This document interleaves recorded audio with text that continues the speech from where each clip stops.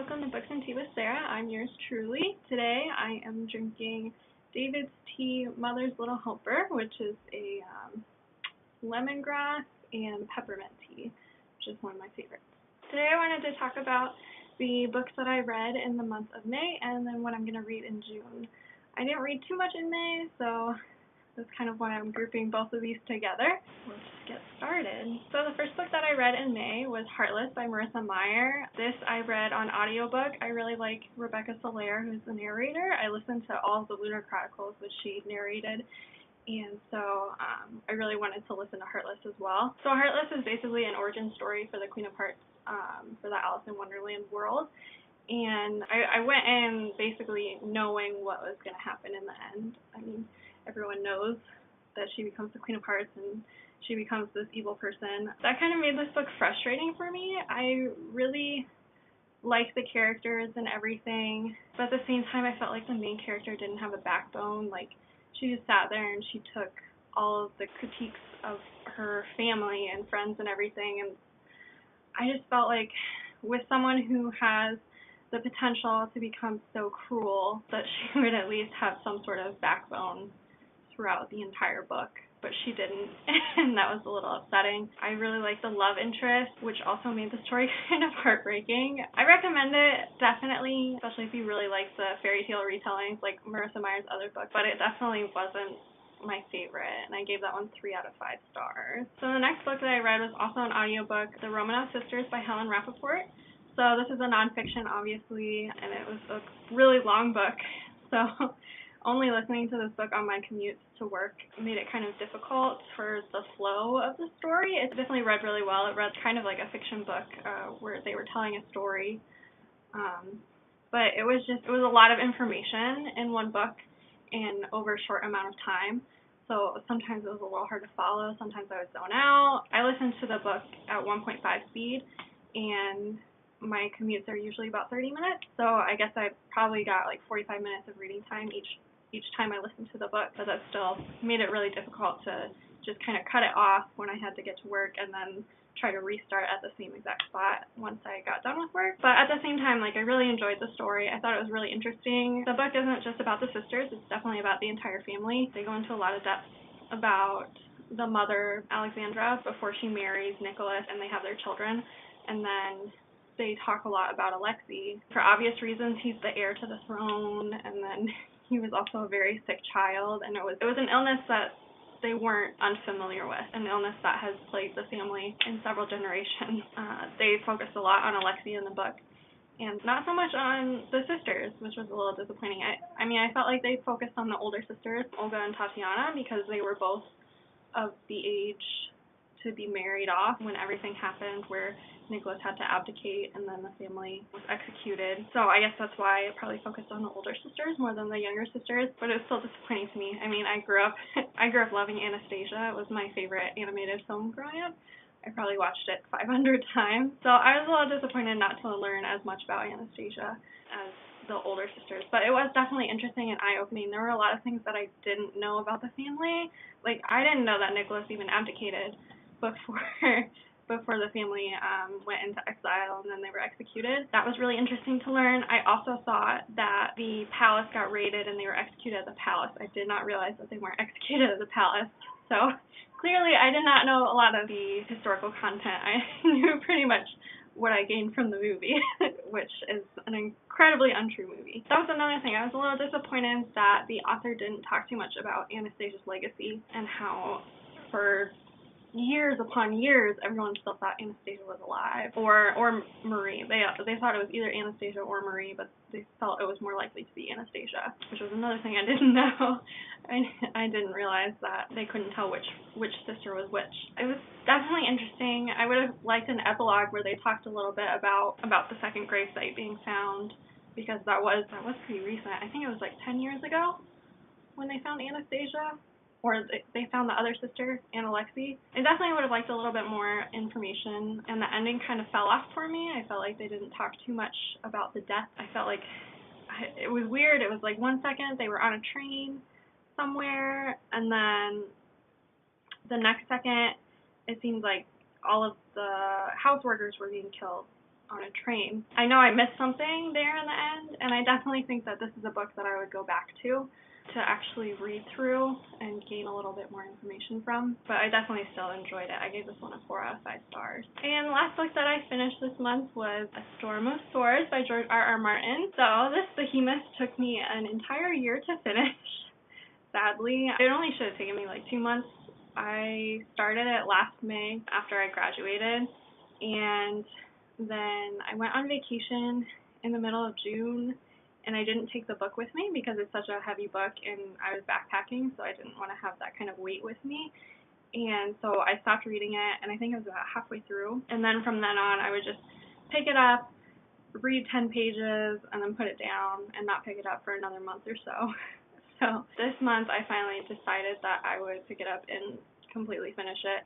My boyfriend, he's read all of the books that are out, and then he also decided last year that he would catch up on the series, even though the books hadn't been released yet for the previous season and this coming season. But he decided he's been tired of waiting, so he's just going to watch the series. So he's trying to get me to do the same thing, even though I'm a little more reluctant to.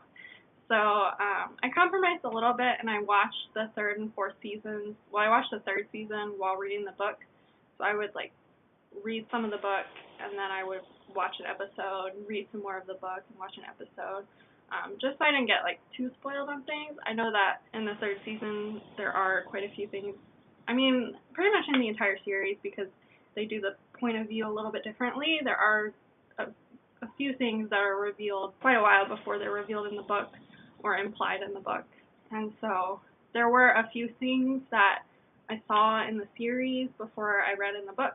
But for the most part, I did pretty well about not being spoiled on some of the major plot lines. But anyway, enough about that. So this book, I think part of the reason it took me so long to get through it was because his writing style, he just writes so much.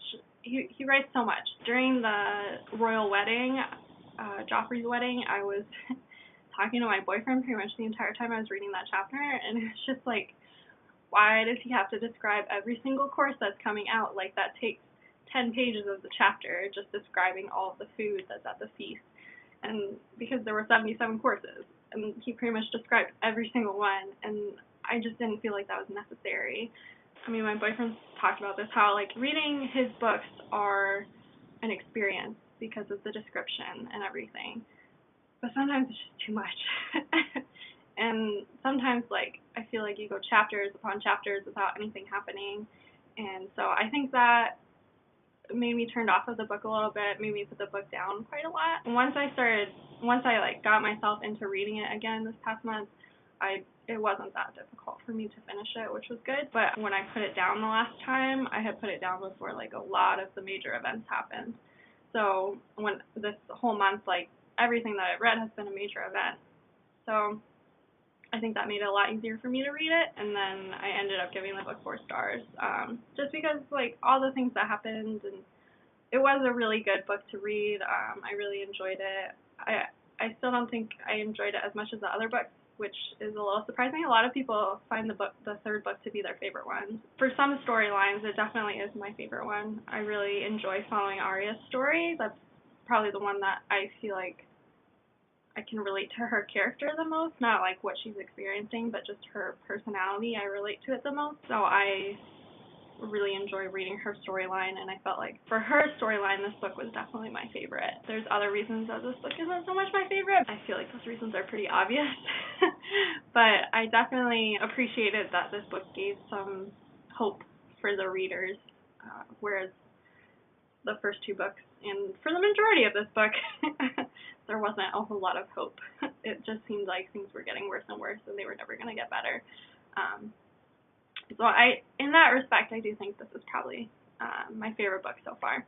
But we shall see. So I gave this book 4 out of 5 stars. So that's it for what I read this month. Now I'm going to carry on and do what I plan to read in June, which is quite a lot, but I feel like a lot of them are short, easy reads, so hopefully that'll help me get through them faster. So the first book that I plan on reading, The Dark Tower by Stephen King. So my boyfriend's been trying to get me to read this book for a while now, but I've been pretty wrapped up in other things, enjoying other stories.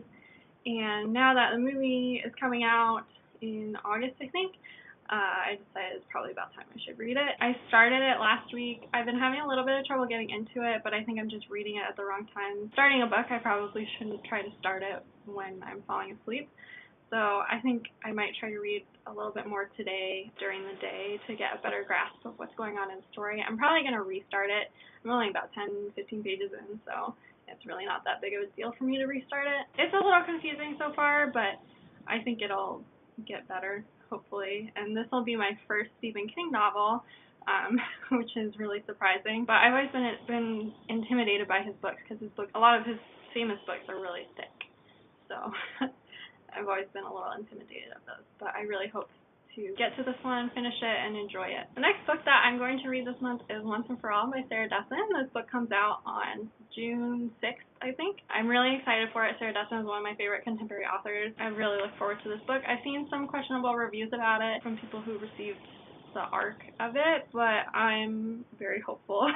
Her last book, I will say, I wasn't as into it. I don't know if it's just I'm getting older or maybe I'm getting tired of her books. I'm really not sure, but I really hope it was just a one-time occurrence and that I really enjoy this one. I'm excited. She's coming to Fairfax at the end of the week that her book releases.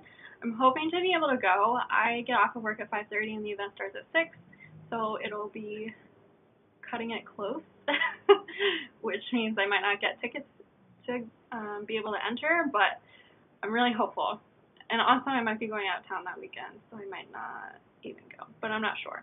We'll see. The next book that I want to get to is Crown of Midnight by Sarah J. Maas. So I really enjoyed the first book of the series, Throne of Glass, and I know that there are a lot of people who don't like it. It's really interesting how polarizing the views are. I'm really excited to get to this book. I really enjoyed the first book, and I fell in love with the characters, and the world was really interesting, and I'm really excited to see how it carries on, because I felt like the first book, it had like a complete story. It could have finished at that first book. I mean, there was obviously the cliffhanger of Helena becoming the assassin. It was still like the main storyline in that book was complete. I'm really excited to see what Sarah J. Maas comes up with in this book to carry on the storyline other than just Helena being the king's assassin. So the next book that I want to get to is Anne of Green Gables by L.M. Montgomery. I've been meaning to read this book since I was a child. I have the entire series, and I still haven't read it. It's really sad. I went to PEI when I think I was like 13, and it was really amazing. I got to go to Green Gables, or I don't think it's actually Green Gables. It's the farm that Ellen Montgomery grew up on. I got to see a stage play of Anne of Green Gables, and I got to try raspberry cordial. It was a great experience, and I love the story. I grew up watching the PBS adaptation with Megan Follows as Anne, and I always try to watch it every year. So I'm really excited to get to this book. I'm sure I'm going to like it. All right, and the last book that I plan to get to this month, which we'll see if I get there, I'm kind of thinking that I might be reading it as I read these ones, because I'm going to have to put it down once in a while. But I plan to read Feast for Crows, the fourth book in the Song of Ice and Fire series. I really want to try to get to that book. It's going to be hard for me. My boyfriend's like making me watch the TV series, even though I really want to read the book first. We'll see. I don't have the book right now. I'm going to have to go pick it up later. I'm definitely not going to sit down and just read that one. I'm probably going to read it along with these other books that I've decided to read this month. So definitely looking forward to this month. I have a lot of books that I'm excited to read, and yeah, let me know down in the comments what you're looking forward to reading, if you've read any of these books and what you think about them, or any of the books that I read this last month. I'd love to discuss them with you. Follow me on my Instagram and my Goodreads, which I'll have linked below, and I will see you guys soon. Bye!